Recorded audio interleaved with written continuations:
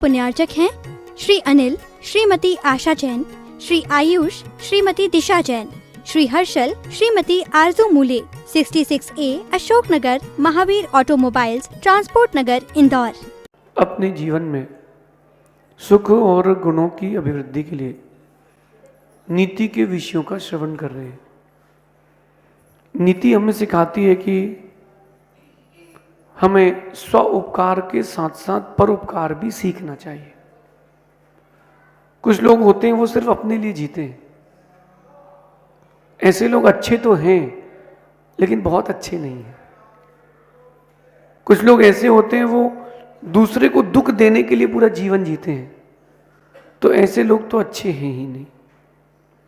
तो आज की नीति कह रही है कि अपन ये खोजें कि अपन अपने लिए कितना जी रहे हैं, अपनों के लिए कितना जी रहे हैं और दूसरों के लिए कितना जी रहे हैं। हमारे अंदर सहयोग की भावना कितनी है, सहारा देने की, सहायता की भावना कितनी है और दूसरों को पीड़ा पहुंचाने की भावना कितनी है। हमारा व्यक्तित्व मनुष्य होने के साथ साथ मनुष्यता का है कि नहीं।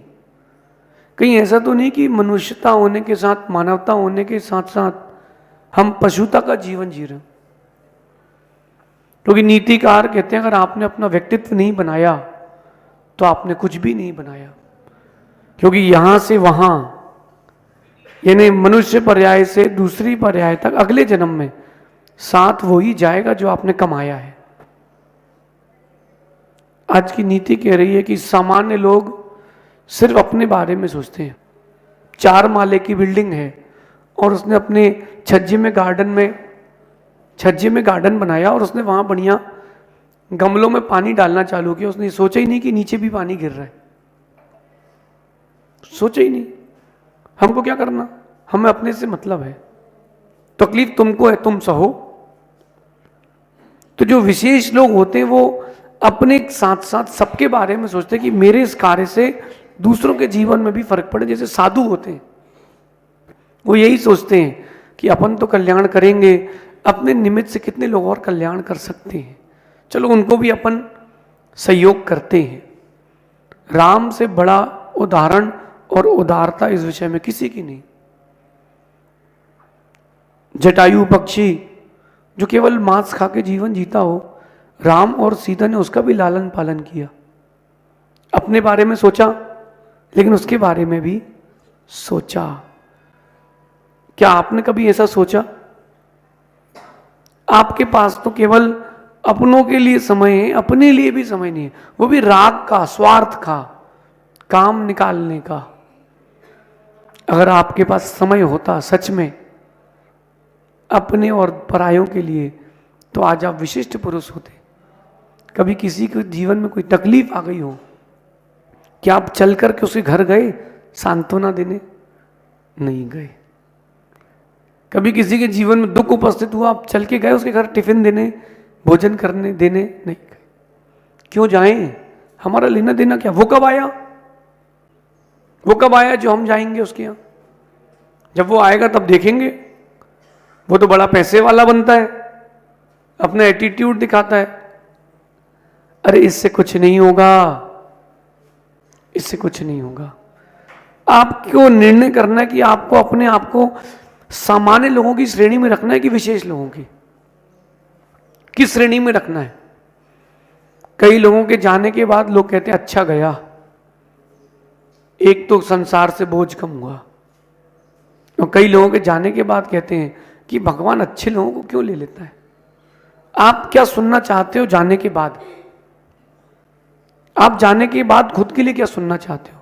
ध्यान रखना, तुम्हारे बर्थडे पार्टी में, एनिवर्सरी में, घर की शादी में, नांगल में, प्रवेश में कितने लोगों ने तुम्हारे घर में दस्तक दी है, ये बड़ी बात नहीं है।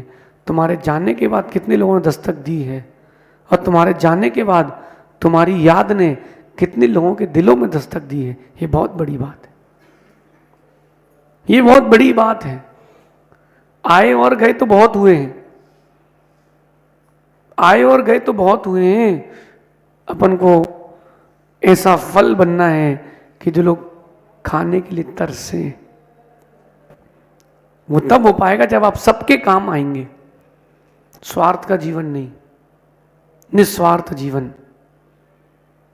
देखो आप साधुओं को, उन्होंने सब कुछ छोड़ दिया, फिर भी आपको समय देते कि नहीं? हम आपको समय दे रहे कि नहीं? यही साधु पुरुषों का कर्तव्य है, अपने साथ साथ दूसरों का कल्याण करना। नदी तो बहती है, पहाड़ से निकलती है, समुद्र से मिलती है, लेकिन ऐसे ऐसे रास्तों से होकर निकलती है जिनको पानी की जरूरत हो। वो खेत को भी पानी देती है, बादल को भी पानी देती है, किसान के घर में भी पानी देती है, नहर में भी पानी देती है। क्यों देती है? उसको क्या पड़ी? नहीं नहीं, ये सज्जन पुरुषों का कर्तव्य है, सबका ध्यान रखना। जो बड़े विभूतियां होती हैं वो सहयोग करके चलती हैं। तो स्वार्थ का जीवन व्यर्थ का जीवन है, स्वार्थ का जीवन व्यर्थ का जीवन है, सहयोग का जीवन ही उपयोगी जीवन है। आप सहयोगी जीवन जी रहे हैं तो उपयोगी जीवन जी रहे हैं, और स्वार्थ का है जीवन आपका तो व्यर्थ का है जीवन। कई लोगों को मिलना, आप बहुत मिलेंगे ऐसे, काम हुआ वो पूछना ही बंद कर देंगे, जैसे ही काम निकला उसके बाद तुम कौन पता ही नहीं। अरे भैया, अगर किसी ने तुम्हारी मदद की है तो मदद करना सीखो। उपकार का बदला उपकार से करना, अनुपकार से मत करना। आज किसी को जरूरत थी तो तुमने अपनी कार दे दी, और कल जरूरत पड़ी तो वो कहता है कि भैया पेट्रोल नहीं है, कहीं जाना है, पंचर है, 20 बहाने बनाएगा। बहाने बना रहा है ना, स्वार्थी है, व्यर्थ का है।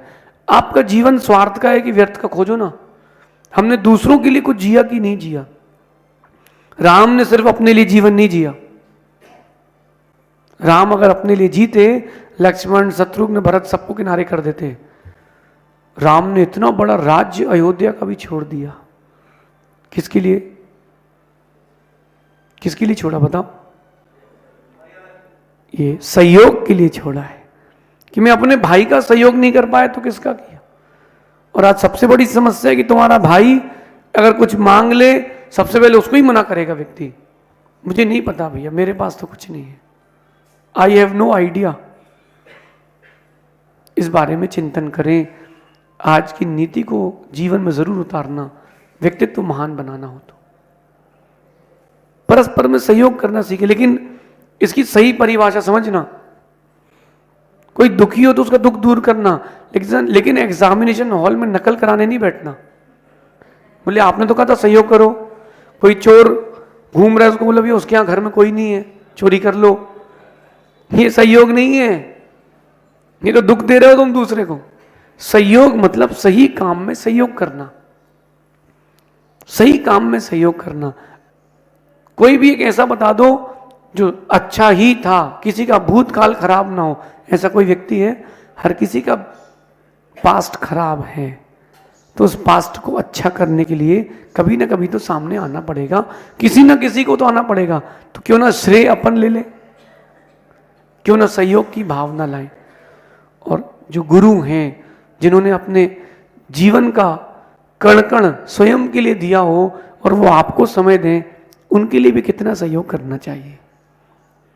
माता पिता ने आपको कितना सहयोग किया, उनका भी सहयोग करना चाहिए। आप सहयोगी हैं तो ही उपयोगी हैं, वरना व्यर्थ के ही हैं। वरना आपसे अच्छा तो वो गोबर है, कम से कम लीपने पोतने के काम तो आता है। वो मिट्टी के टुकड़े हैं जो कम से कम घर को रंगने के लिए काम तो आते हैं। अगर आप सहयोगी नहीं हैं तो आप उससे भी गए बीते, ध्यान रखना। नीतिकार कहते हैं कि चाहे नदी हो या वृक्ष, चाहे नदी हो या वृक्ष, झरने हो या पहाड़, प्रकृति सबका सहयोग करती है, इसलिए सबकी चहेती बनकर रहती है। प्रकृति हर किसी को, नेचर सबको अच्छा लगता है। क्यों? क्योंकि वो सहयोग करके जीती है। आप भी सहयोग करना सीखें।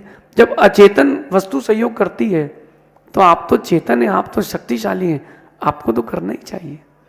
पारस्परिक सहयोग, पारस्परिक प्रीति, हेल्प, ये आपको आगे जाकर के बड़ा लाभ देगी, ऐसा समझना। इस नीति को अंदर उतार के रखना, तो समझना आपने अपने मनुष्य में, मनुष्य जीवन में मनुष्यता पाली है। शेष आगे देखेंगे। भगवान महावीर स्वामी की नीति क्लास, नीति क्लास, नीति क्लास।